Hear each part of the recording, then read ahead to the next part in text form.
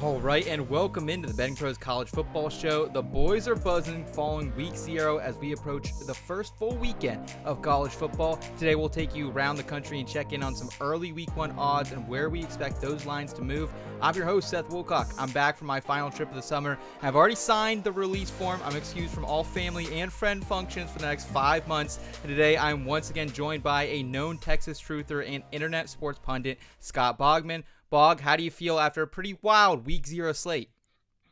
Didn't feel great about week 0. I can say that much. Neither does my wallet here, but I am happy to get week 1 going and get to a bigger plethora of games to pick from and some more confident choices for sure. Absolutely. Today on the program, Boggs, we're going to be breaking down week 0 a little bit, give our reaction. Then we're going to break down this early week 1 slate, talk about some lines for these nationally televised games. We're going to look at the Thursday and Friday slate, then the Saturday, the noon, and the 3:30 games, and of course the primetime games, which they give it to us all weekend here in week 1. And before we jump in, I want to remind you all, if you want a chance to score a signed Amari Cooper jersey for free from our friends over at pristineauction.com, all you need to do is head to the bettingpros.com/contest page, complete the form, and either A, download the Betting Pros app, B, leave a review for the Betting Pros podcast, or C, subscribe to our social media channels at Betting Pros on X and TikTok, or at Betting Pros NFL on Instagram. The more actions you complete, the more entries you'll receive. We'll be announcing the winner right here on the YouTube channel, so make sure you turn on those notifications so you can be alerted when new episodes are up and to claim your prize. All right, Boggs, let's go ahead and jump into the week 0 reaction here. Hopefully we knocked off some of the rust because it was a tough week 0. Georgia Tech opens the season with an upset on a game-winning field goal over Florida State. For the first 20 or so minutes, it looked like, hey, the over was probably the right play here. Some huge chunk plays going back and forth, trading blows, but I should have known better to trust DJU. The game tightened up here. He made a late heroic comeback game tying drive, and then Florida State did what they do best. They crumple under pressure, and Georgia Tech kicks it home over there in Dublin. Where did we go wrong here, Boggs? I think what happened here was we just didn't understand how bad DJU was going to be, and we probably should have, seeing what he had done at Clemson and Oregon State. It was not great, but you think, okay, well, you add a lot of speed players here. You know, a lot of the talk was about how Florida State added a ton on defense and that this line may be better even after losing Fisk and Verse, and it just wasn't, right? Georgia Tech ran right through them, really controlled the line of scrimmage and the clock, especially at the end of the game. And that's why we didn't get to our over, because Georgia Tech was able to run the ball and keep the ball away from Florida State and their playmakers. So really great game plan from Georgia Tech, and just really bad execution from Florida State this week. Hayne Kings is that guy too. I will say that after seeing him play a little bit more here this past weekend, I think he's a great dual threat guy that we need to be paying attention to the rest of the season. Some other week 0 headlines here, Boggs. Montana State, they rallied back from a 17-0 deficit, scored 21 and answered in the fourth quarter to beat New Mexico 35-31. SMU, they scored late to outlast Nevada 29-24, and then Timmy Chang kept his promise, kept it pretty vanilla, as Hawaii ended up beating Delaware State 35-14. The Dogs were 4-0 against the spread this past weekend. Do we expect that same trend to continue here, Boggs, or can we just chalk this up to some week 0 weirdness?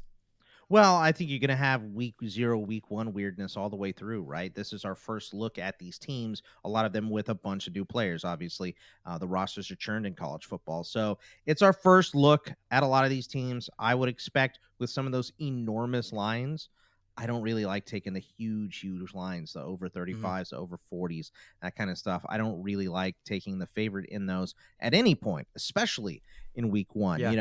Yes, Ohio State, Florida State, these teams have been, practicing these plays for the entire season, but some of the FBS teams don't want to show everything, kind of like we saw what Hawaii did versus Delaware State. They took their foot off the gas a little bit there.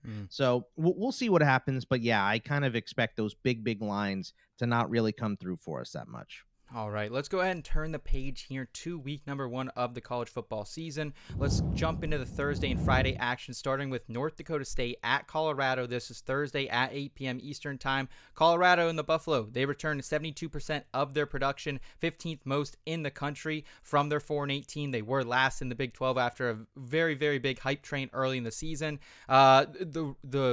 They've redone the offensive line here, helped protect Shedeur Sanders, allowed them to find Travis Hunter, Jimmy Horn Jr. a little bit. These guys were 7-4 against the spread last season. They come in here 9.5-point favorites against North Dakota State. Total right now sitting right around 58.5, 59.5. North Dakota State, we know them. They're one of the most dominant FCS programs of all time. 11-4 last season, made it to the FCS semifinals.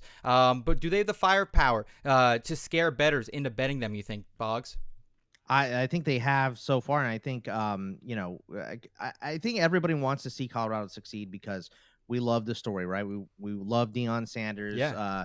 It makes college football fun, and I think what we're gonna see from Colorado here is foot on the gas. You've had a lot of negative things swirling this Colorado program in the last few weeks specifically. I think what Colorado is going to want to do is let's shut up everybody with our play. So in North Dakota State's a really good team too. They're going to run the ball a lot. They're going to try to be physical. It's going to be tough because Colorado, like you said, bringing in transfers on both sides of the line of scrimmage to make themselves a more powerful team, right? So it's going to be hard for North Dakota State to run, but I think they can get it done. I think Colorado's going to want us to keep their foot on the gas. So I like the over for this game more than anything. I don't really like a side. I think maybe 9.5 points is too many against a strong FCS squad here in North Dakota State, but I like the total, and I like to go over here in this game. Okay, interesting. Yeah, I had a hard time picking a side as well. We know Colorado did start 3-0, guns a-blazing last season, but they're going to Lincoln in week number 2. So I think this could potentially be almost like the Hawaii thing was last week, where they're kind of trying to save some things, keep some things in their back pocket for week number 2 here. So I don't want to say I definitely think there's no shot that Colorado loses this one, but I would not be surprised if NDSU does cover the spread here. So I like your pivot here on the total. Are you expecting that to sit right around 58.5 all week long probably?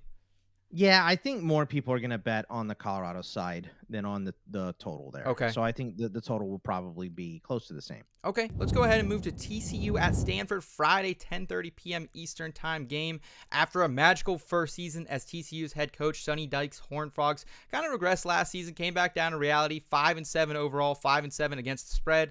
They lost their leading receiver in the draft, Jared Wiley, tight end, and then their leading rusher, Amani Bailey. Also, funny enough, both going to the Chiefs here. They're favored by 9 with a 60.5-point total on the board here, Boggs. Stanford, just 3-9 last season, but now makes that jump to the ACC. However, they return 5 starters on the offensive line. Ashton Daniels back at quarterback. They have a true alpha wide receiver in Alik Ayo Manor as well. Kind of a banged up secondary here for TCU. Thin as we get into the season. I like the Cardinal here on paper against the spread. Do you as well, and do you expect that line to grow or shorten here as we approach the weekend?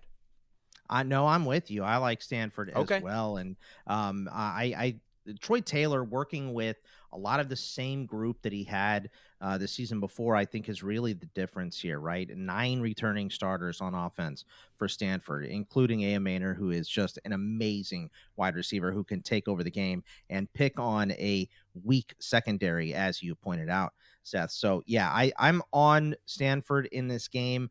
The total kind of, I don't know. I feel like that can go one way or the other, but we have TCU changing their defensive scheme with Andy Avalos coming in as well. So I just think there's a lot for TCU to work on here.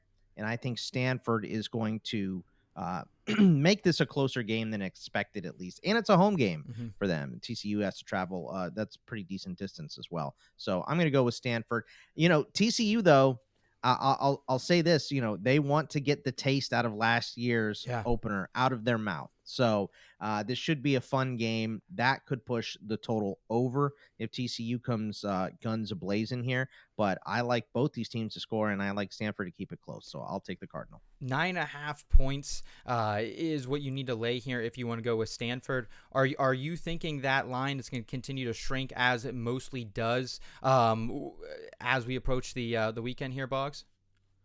I don't think many people like Stanford, so I think it might open up. a little bit. So I think a lot of money may come in on TCU. It just depends on, what people like us say, and the trends go out there with every other show as well. So, but I think most public bettors, are going to want TCU. Okay. All right. Let's move to the noon kickoff games here. Noon kickoffs, always just an absolute favorite for college football fans and bettors here. What's your morning routine when it comes to college football? Are you waking up? Are you enjoying a morning Saturday beer? What's it like over there in the Boggs household? It's game day and then games for, all the way through to midnight. So that's what it's like in Bogman Manor here. So a lot of probably bad food, screaming at multiple televisions at one time. And I like to get some, little breakfast burrito to start my day. Okay. So. Are you a coffee guy, caffeine drinker? Nah, I like caffeine. I drink sodas, but I'm not a coffee guy at all. Okay, same here. I'm waking up. I'm trying to get the bugs out of my eyes and get going here. We're both big children. Start me off with a Coca-Cola. I'll be fine. There you go. Let's talk about 14, Clemson, going to number 1, Georgia. They're actually going to be in Atlanta here. This one is going to kick off at noon as well. Ranked versus ranked. Kirby Smart versus Dabo Swinney in the Mercedes-Benz I'm going to restart that there. Sorry. Ranked versus ranked. Kirby Smart versus Dabo Swinney in the Mercedes-Benz Stadium in Hotlanta. This isn't your older brother's Clemson team, though. That's like the one thing I feel like coming in this year. I'm not trying to fade Clemson, but 9-4 last year, 4-4 in the ACC. We know they don't really use the transfer portal here, Boggs. Cade Klubnik, kind of a up and down first season as a starter. 11 big-time throws, 19 turnover-worthy plays. On the other side, Carson Beck and the boys are back. They're a 13-point favorite in this one. They did lose a lot. Brock Bowers, Ladd McConkey, see you later in the NFL. But they did add some offensive power there, especially the depth, and also Trevor Etienne coming over from Florida to play that running back position. If you want to back Georgia, should we hop on this now, you think? I think so. I do think this line is going to open up a little bit, and the BP system shows a little bit of favor on Georgia too. But I like the over in this game more than anything, and that's because I think Georgia is going to score. Carson Beck is back. Yes, like you said, they lost some big playmakers, but it's Georgia. We restock, right? It's pretty easy for Georgia to restock. Clemson is still, like you said, they're not the same Clemson they were a couple of years ago, but I do like Cade Klubnik, and I think that he will improve in his second year as a starter. They also still have very good weapons. He might have got better at running back with Maffa getting more carries and Shipley going out. Maffa's so good. So this offense for Clemson, I think, is still going to score. And I know a lot of people are going to remember, I'm not trusting Clemson because I bet on them last year for the opener and they got smoked by Duke, right? 28-7. But they had 3 turnovers in that game and 2 failed fourth down conversions, but they still had over 400 yards against a strong Duke defense last season in the opener. So I think they're going to come out a lot better than last season, and I think they're going to put some points up, and we know Georgia's going to score. So I'm more towards the over in this game than anything. Okay, so not picking a side here early in the week is Boggs. I'm torn, man. I'm torn because I think you make a very good point that maybe I was a little too harsh on Clemson, but this is still in Atlanta, right? This is still in the state of the Peaches, Yep. So it's not a true home field advantage, but it's kind of a half-ass one here. So I feel like maybe Georgia has a little something coming into this one. Hasn't lost a regular season game since 2020 as well. Let's move on to my number 8 Penn State Nittany Lions. They're an 8.5-point favorite heading to Morgantown to do battle with the Mountaineers. Penn State beat the Mountaineers in Happy Valley 38-14 last season, but they do have new coordinators on both sides of the ball. Andy Kotelnicki from Kansas, he's hoping to get the most out of Drew Aller here at the quarterback position. Also Penn State, which everyone's happy here over in the Happy Valley area. We have added a legit wide receiver 1 to this room, Julian Fleming coming over from Ohio State. But WVU, they're no slouches either here. Dual threat quarterback Garrett Green has revived this offense. He boot scoot and boogied his way to make this a top 4 rushing team last year in the country, top 30 overall offensive unit in the nation as well. Still, Boggs, I think I immediately lean towards the Penn State as an 8.5-point favorite here and want to get on this now. Is that a mistake? Is Morgantown too rowdy of an environment that's going to get the most of this veteran Penn State team, you think? I think this is a game that you look at, and knowing that going to Morgantown in West Virginia is one of the toughest places to play because, I think you have to fly into Pittsburgh and then bus into the stadium. It's just really difficult to get to Morgantown to the stadium. But I think that Penn State is still a top 10 team. They're a team that most people are expecting to make the tournament this season.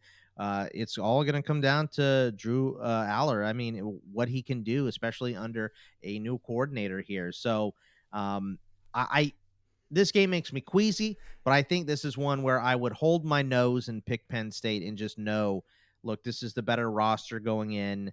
There are a lot of expectations for Penn State this year. I don't know that the seat is really like super hot for James Franklin, but it'll warm up real quick without some big performances early in this season. So for those reasons, I'm going to lean on Penn State here. Do you think we get a better price later in the week, or do you think 8.5 is probably what we have to take now? I don't. Yeah, I think 8.5 is probably better to get now. I do think it might open it up a little bit. Okay, glad to hear that. We are, baby. And before we keep it moving, I want to first remind everyone about the BettingPros Pick Tracker. Want to track all your wagers in one place? Check out the BettingPros Pick Tracker. It syncs with your sportsbook to tally which picks hit and which picks miss. Plus, it gives you a live look at what the public is doing, so you can use real-time tracking to determine which plays to make and which plays to fade. Track your picks with the Betting Pros Pick Tracker at bettingpros.com/pick-tracking or on the Betting Pros Sports Betting app. All right, Boggs, let's move into the 3:30 p.m. Eastern time slate here. Number 19, Miami. They're going up against Florida here in the Swamp. This is really shaping up, I feel like, especially with Florida State's letdown last week, that maybe Miami can finally seal their stamp and make their mark here on the ACC. Finished 7-6 a year ago. However, had a great offseason, added Cam Ward in the transfer portal to play that quarterback position from Washington State. Also added stud 1,000-yard rusher Damian Martinez from Oregon State last year as well. Meanwhile, Florida 5-7 last season, 4-8 against the spread. Graham Mertz is back. I feel like he's been in college my entire life, playing his 10th season here or something. And then Eugene Wilson out wide, Montrell Johnson in the backfield. So they do have talent there, but the rushing defense was abysmal last season. They're only a 2.5-point dog here. Florida is. Is that good enough to back Mario Cristobal and the boys here? Or do you think this maybe moves closer to pick 'em as the game approaches here? Yeah, this is I don't know which way this line is going to go because it really can go either way. But I think the play is on the over. Miami only returns 4 starters on defense. Still a very good squad. Florida returned 6 starters, but they were 78th in points per game allowed last season. So I think with the offensive firepower that we've added in Miami with Cam Ward and Damian Martinez, the guys that you mentioned, I'm just a huge Cam Ward fan. Mm-hmm. I mean, that guy he finds a way to make a play every single game. He holds on to the ball a little bit long, which can be dicey. He needs to get rid of it more, but he finds a way to make a huge play. Damian Martinez is such a tone setter for this Miami offense as well. And, Graham Mertz, like you said, one of the most experienced quarterbacks in the country because he's been around forever. So really cut down on the picks last season. I think, going up against a team that is kind of getting its continuity this first week, we could see some points. So another game where I would trend more towards the over than I would towards picking a side. Okay. Boggs, once again, not picking a side here. I'm leaning towards Miami right now. Have not bet them yet, but they are 7-2 against Florida in the last 9 meetings since 1986. Let's move forward here to Colorado State at number 4 Texas. This is another 3:30 p.m. Eastern time game. Sark, Quinn Ewers, and the boys, they're heading to what could be a great season for them. They're 32.5-point favorites against Colorado State at home. I have a hard time backing them, though, on this line. I think it's a very big spread here, Boggs. They only beat Rice last year in the opener 37-10. And Colorado State, they did lose tight end Dallin Holker, but they do have wide receiver Torrey Holton. They do have somewhat of an experienced crew coming back to a returning quarterback, 4 returning offensive linemen as well. Where do you see this moving? Yeah, I think that with the lines that we saw, public money is on Colorado State plus the points. I think I think it's probably going to move down. I think it's going to be closer to 30 or 29 by the time we get to kickoff. So we'll see which way that goes because of, the big lines that we saw in week 0 and, teams, Georgia State, Georgia Tech, straight out upsetting. So Nevada almost beating SMU. Right. I think when you see those things, I think the public gets, they clutch the pearls a little bit and go, well, this is too many points. I don't know if this is too many points or not. Texas is really good. A lot returning on the offensive line. Great transfers in at wide receiver for the Longhorns as well. So I think Texas can cover this. I think they could get most of the points themselves too. But this is, again, with so many points, I would rather just bet the over and hope that Texas does the heavy lifting here and gets 49 of these points, right? And then, Colorado State gets 10. We're covering and we're hitting the over here close to it. So I guess they'd have to score 14 or 13. So, something like that. I think that's the type of game that we're going to see for Texas versus Colorado State. So just hope Colorado State scores to get to this over. Another lopsided match on this slate here. Akron going to number 2, Ohio State. The Zips were 0-7 on the road last season. Now they got to go to Columbus to face potentially the most hyped ever Ohio State team. Just been handing out checks this offseason. Somehow got Travion Henderson and Ibuka to come back. Added Quinshaw Junkins in the transfer portal, arguably to me a top 3 running back in the country. Will Howard comes over from Kansas State to play the quarterback position, and also added Caleb Downs from Alabama, arguably their top player on the roster already. Is that enough to take a 50-point spread here, or are you laying your money elsewhere, Boggs? There's no bitterness in that as a Penn State fan about Ohio State getting all these good players, is there? I can't tell at all. This is too many points for me to feel comfortable with. I do think that could easily happen. Ohio State could easily put up 70 points and walk away, unbothered. They could cover both the total and the spread by themselves. It would not be shocking at all.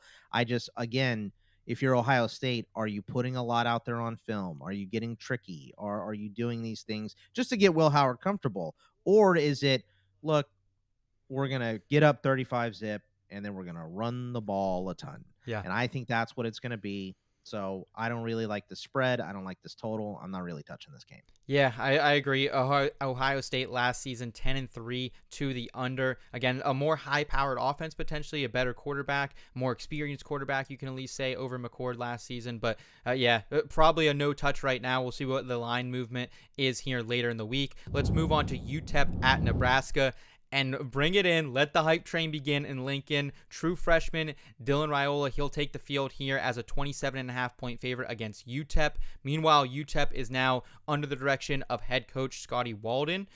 He took Austin Peay to the first round of the FCS playoffs last season. They bring back, he also brings in their best receiver from Austin Peay, Trey Goodman, to help out this passing game a little bit. Where do you expect the sharp money to come in here at this one, Boggs?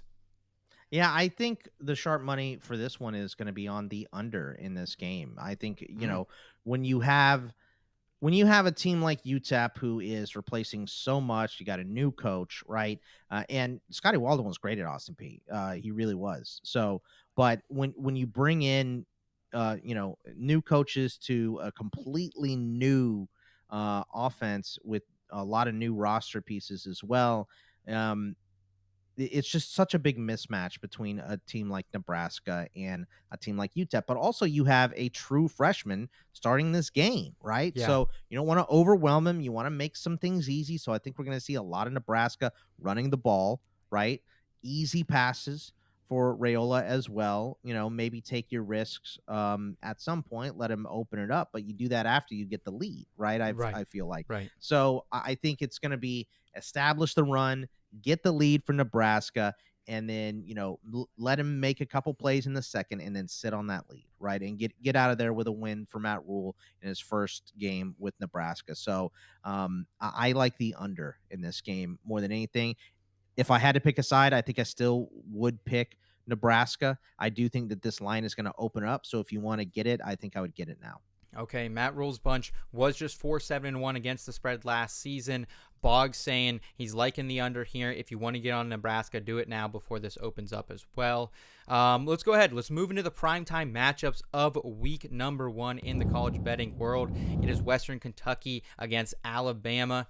And the Kalen DeBoer era, it begins here in Tuscaloosa as the WKU Hilltoppers come to town. Always just a prolific passing offense up there in Western Kentucky for one reason or another. Alabama does not have a ton of returning production here, just 115th in the nation in that category, 44% coming back. But they were 77% to the over last season, Alabama was. So should we lean towards the over here early with the Hilltoppers, who are expected to have a high-flying offense once again, and Kalen DeBoer looking to make a statement here? Or do you think this goes a different direction, Boggs? No, I think this is Kalen DeBoer looking to make a statement and saying, look, I know the Nick Saban era is over and people are scared of what's going to come next, but I want to show you guys that you're going to see a lot of the same with this Alabama team. So I think we get a stomping in this game, a lot like Ohio State versus Western Kentucky last season, right? We saw that, and I think that game was 63-10 or whatever. 73 points scored. Yeah, absolutely. Yeah. So that game was a stomping in Ohio State's favor. I think Alabama is going to do the same again. Maybe at the end you don't show everything because it is a weaker opponent you're playing and you have a lot coming up here. So you don't want to put everything on film. Sure. But I do think DeBoer wants to make a statement. I think I think he should want to make a statement, right? You want to go after the throat early. If you're Bama, you want to show you're still the top dog in the SEC. With Texas coming in and Georgia dominating as well. You want to show, don't forget about us. We're still here. Nick Saban may be gone, but Bama is still around. So I think that's what Kalen DeBoer is going to want to do. And I'm going to pick Bama in this game and probably lay the points and take the over as well. All right. I'm with you on the over there as well. Let's go ahead and move to Fresno State at number 9, Michigan here. And this is perhaps, to me, the most difficult game on the entire slate to handicap. Michigan, they're returning just 5 starters from last year's national championship team. They are a 21.5-point favorite here over Fresno State. Already facing controversy here. And Fresno State, they were 9-4 a year ago, but 5-8 against the spread. And now Tim Skipper, is taking over at head coach as well. Pretty low total, though, to be honest. 45.5 points, kind of what we're used to seeing sometimes from Michigan. How do you think the public feels about Donovan Edwards, Alex Orji, and this number 8 ranked Wolverines coming into this one? Yeah, I think with all the controversy surrounding this team as well, I think that's why you're seeing this line. Plus, Michigan opened up against ECU last year and didn't cover there. So I think that all adds to a little wariness of Michigan, but the BP system shows value towards Michigan in that line. It also shows a pretty significant boost towards the over as well in this game. I think we're going to get, maybe a couple different quarterbacks to play in this game as well. So I just think we know what Michigan is. They're going to run the ball. They're going to run the ball. So this line is fine by me. I mean, Fresno State brings a decent amount back, but only 4 returning starters on defense. 2 DBs might be down for them as well to start. I just think this is Michigan in a rolling, and I don't like these big lines, but 21.5, that's not that big of a line. So for Michigan to cover. So I still think Michigan covers that line. Okay. And if you're in a state that you can bet some college football props as well, Donovan Edwards feels like this might be a game where, hey, let's just lean on the kid early and get out of here with a win. So like Donovan Edwards, like Michigan there as well with you there, Boggs. Let's move to perhaps my favorite game on the slate, number 23 USC against LSU. This is out in Vegas. And can I just say I kind of hate like the neutral field games early in the season. Like kids are just getting back to campus. Like, I don't know about you, Boggs. I was kind of broke in college. I was working a couple different jobs, just trying to stay afloat. I didn't have the money to go out to Vegas and have a time. But so I just kind of hate these early season neutral field games. These aren't for you. These are for the boosters and the alumni and all the rich people that went to your school to go to a game. That's what this is for. Yeah, yeah, you're right. You're right. We need those people in college football. But from a fan, from a young man's perspective, I kind of hate them. But both both these teams did lose a ton, so a lot of question marks around both of them. USC, of course, lost the number 1 overall pick in the NFL draft, Caleb Williams, Marshawn Lloyd, and Brendan Rice as well, rounding out that offense that will be gone there. LSU, they lost Jaden Daniels as the number 2 overall pick. Malik Neighbors goes in the top 10 of the NFL draft, and Brian Thomas Jr., now Jacksonville Jaguars. In steps Miller Moss for Lincoln Riley, and in steps Garrett Nussmeier for Brian Kelly. USC, though, they've lost 10 of the last 11 games to AP-ranked opponents. But do you think that they have what it takes here to potentially pull one out here against LSU? A lot more talent, I think, over there on the LSU side, but still kind of potentially a back-and-forth game. I hate to fade Lincoln Riley here. Where do you lean, and where do you expect these lines to move, Boggs? I mean, this is probably my favorite of the week. I want the over in this game. Okay. And look, we saw Miller Moss play in the bowl game and put up 6 touchdowns. Right. We saw Garrett Nussmeier play in the bowl game and have a great game there as well. So yes, we lose the number 1 and number 2 pick in the NFL draft from these squads, right? And I think that's why the total has come in kind of low at 64 here. I think that's too low for both these teams. I think both these teams put up, probably 35 points, and we're looking closer to 70 here. We know USC has tried to make massive changes on the defense, but the defense is still the players are there. The scheme has not been, and it never has been under Lincoln Riley for his entire head coaching career. He's never really had that strong of a defense. It was a problem at Oklahoma. Right. It's a problem at USC now as well. There are changes for LSU on offense, which makes you question continuity, but it's still LSU, man. They're replacing a lot of these, 5 stars with 5 stars, yeah. 4 stars with 4 stars, right? So still a very star-studded affair here in this game, even without some of the big names that we, had for the last couple seasons. But I think these guys are going to make a name for themselves. I think this is going to be a really fun game. This is one of the best. This one in the Georgia-Clemson game, so good to start the opening weekend. I'm really excited for this one. So I'm going to go over here for sure. LSU also 12-1 to the over last season. I know some of that has to do with Daniels and that prolific offense that he led, but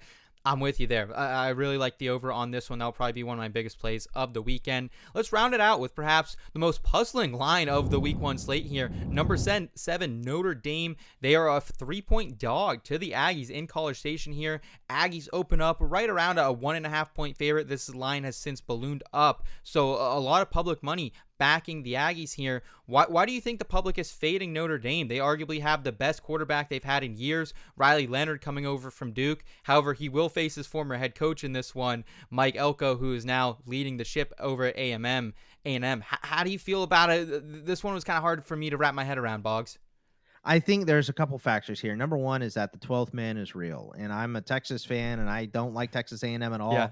But the home factor for A&M here is enormous, and the fact that Mike Elko coached Riley Leonard the past 2 seasons, so probably knows him in and out. Yeah, I think that is pushing towards Texas A&M as well. So I think this game, I think this total is too low, 46.5. Yes, maybe it's going to be a close game, but like you said, Riley Leonard he was not healthy at all last year for Duke, so he did not look like the player we saw the year before. Certainly.